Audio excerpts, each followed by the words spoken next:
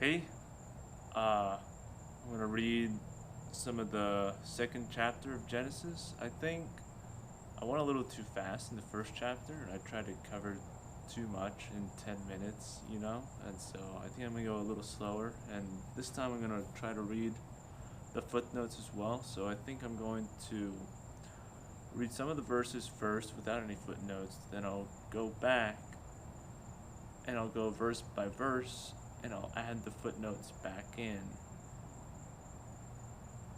So I'll go over it two times, a smaller section. Hopefully it'll take a similar amount of time as before. And then after that, if I've got any sort of comments on what I've read, in fact, if I got any sort of comments throughout when I'm reading, then I'll add them when I wish, and we'll see how it goes. Alright, so Genesis chapter 2, verse 1. I think I'm going to go from verse 1 to verse 7. So here we go. Thus the heavens and the earth and all their array were completed. On the seventh day, God completed the work he had been doing. He rested on the seventh day from all the work he had undertaken. God blessed the seventh day and made it holy, because on it he rested from all the work he had done in creation. This is the story of the heavens and the earth at their creation. When the Lord God made the earth and the heavens, there was no field shrub on earth, and no grass of the field had sprouted. For the Lord God had sent no rain upon the earth, and there was no man to till the ground. But a stream was welling up out of the earth, and watering all the surface of the ground. Then the Lord God formed the man out of the dust of the ground, and blew into his nostrils the breath of life, and the man became a living being. So, that's all I wish to go over now, and so I'll go over it again, and verse by verse I'll explain the footnotes that they put in the New American Bible Revised Edition. So, here we go. So in verse 2, where it says, "On the seventh day, God completed the work he had been doing. He rested on the seventh day from all the work he had undertaken." This is the footnote that they inserted. The mention of the seventh day, repeated in verse 3, is outside the series of 6 days and is thus the climax of the account. The focus of the account is God. The text does not actually institute the practice of keeping the Sabbath. At least here. It'll institute it later on with the Israelites. The text does not actually institute the practice of keeping the Sabbath, for it would have been anachronistic to establish at this point a custom that was distinctively Israelite, from Exodus 31:13, 16, and 17. But it lays the foundation for the later practice. Similarly, ancient creation accounts often ended with the construction of a temple, where the newly created human race provided service to the gods who created them, but no temple is mentioned in this account. As was the case with the Sabbath, it would have been anachronistic to institute the temple at this point, for Israel did not yet exist. In Exodus 25-31 and 35-40, Israel builds the tabernacle, which is the precursor of the Temple of Solomon. In verse 2:4, here's another footnote. This is the story of the heavens and earth at their creation. So the footnotes goes as follows. The distinctive priestly formula introduces older traditions belonging to the tradition called Yahwist and gives them a new setting.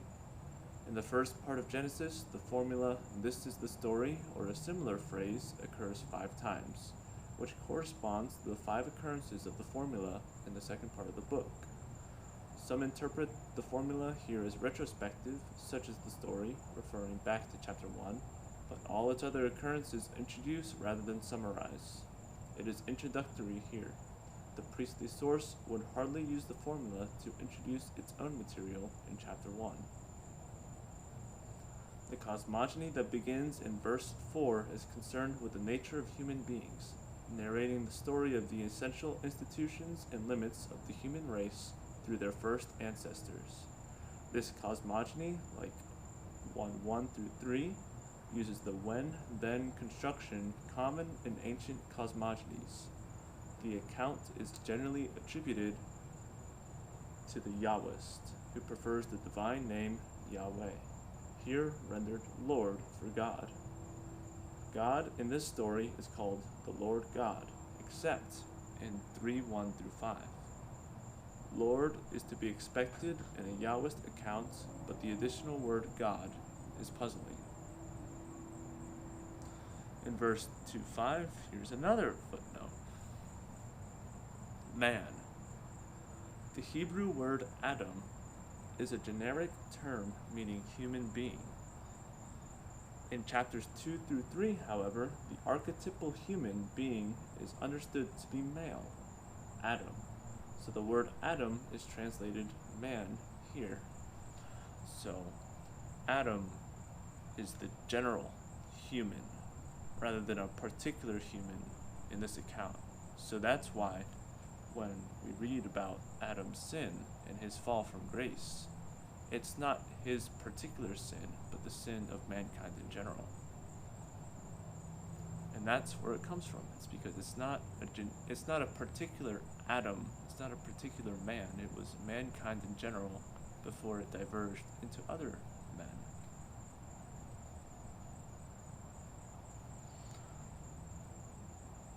So, here's another footnote for stream. In verse 6, but a stream was welling up out of the earth. Stream. The water wells up from the vast flood below the earth. The account seems to presuppose that only the garden of God was irrigated at this point. From this one source of all the fertilizing water on the earth, water will be channeled through the garden of God over the entire earth. It is the source of the 4 rivers mentioned in verses 10 through 14. Later, with rain and cultivation, the fertility of the garden of God will appear in all parts of the world. I suppose a very similar thing has happened with man in general, right? You have this one stream which then diverges and breaks off into many other streams, and from this one man, you have it diverging off into many other men. Even Eve, for Eve was made of the rib of Adam, so even Eve was descended of Adam. And because they both sinned, then because the sin was so far upstream, right, of this metaphorical river, it flows downstream, so that all of the downstream rivulets, I'm not sure the word for the children of a river, but the river diverges into many rivulets, I suppose. I'll make up the word now. And those rivulets all inherit, or at least take part of the original toxicity, the original poison that was injected at the very beginning. So that's, I suppose, is the metaphor between the river or the stream mentioned here that wells up and waters and irrigates all of the earth. And that's the metaphor from this stream to man. And here's the final footnote on verse 7. It's a footnote for formed the man. Then the Lord God formed the man. God is portrayed as a potter molding the human body out of earth. There is a play on words in Hebrew between Adam, human being, man, and Adamah, ground. It is not enough to make the body from earth. God must also breathe into the man's nostrils. A similar picture of divine breath imparted to human beings in order for them to live is found in Ezekiel 37:5, 9 through 10, and in 20:22. The Israelites did not think in the Greek categories of body and soul. So, this breath of God is different than the natural divide we have, which is an essentially Greek idea of body and soul, if that makes sense. It's necessary for life, but it is not the same idea as the soul. So when God breathes into us, or breathed into Adam, his divine soul, well, his divinity, when God breathed into Adam his divinity, it made him alive. But that breath of God is not the same as the Greek idea of soul, apparently. Which is strange, because whenever I've heard it explained to me, that's exactly how it's explained to me, as some sort of soul. But apparently it's not. Apparently that's it's a Greek way of thinking. And, Christian tradition has inherited from the Greeks in a profound way. So it's not amiss that we think of it as a soul, but at least to the Israelites, it wasn't that way. It was some other concept of the breath of God. And I'm fairly certain that this same breath of God is the same mighty wind sweeping over the waters of chapter 1, verse 2. So, you might think of it in the same terms as that. And I have heard in at least a couple commentaries that this here it is. Here's the footnote for chapter 1, verse 2 of Genesis. So it says here, a mighty wind, literally spirit or breath, ruah, which is the Hebrew word, spirit or breath of God.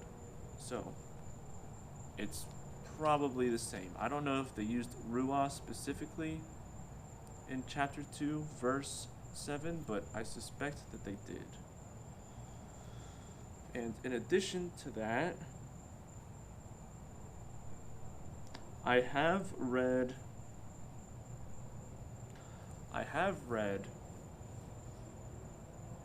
a commentary on this verse, chapter 1, verse 2, describing the breath of God sweeping over the waters as sort of not implanting, but sort of as an egg, like a cosmic egg.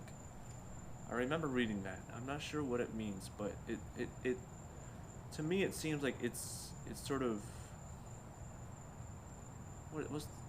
I think it mentioned it was impregnating, like it was.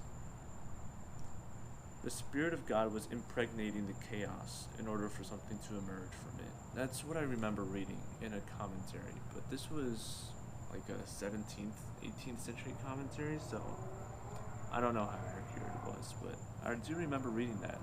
So perhaps in the same vein, you could say that God, with his Spirit, or the breath of God, was doing a similar thing to Adam in order to create life in him as God created life in the universe in chapter 1. And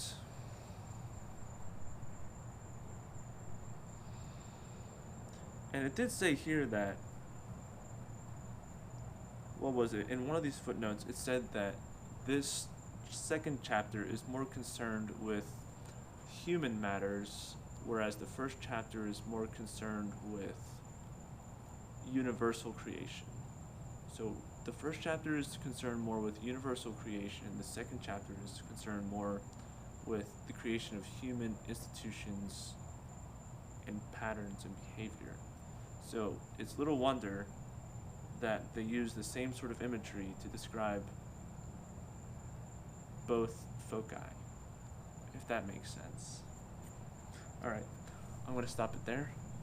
I hope you enjoyed it. I hope you enjoyed my whatever little insight I might offer, or humble insight I offer, because I don't make any claims to knowledge about such divine things as the Bible, but I like to read it. I want to read it, so it's more interesting this way if I give my thoughts about it, rather than me just reading it. So, alright, I'll catch you guys later. Bye.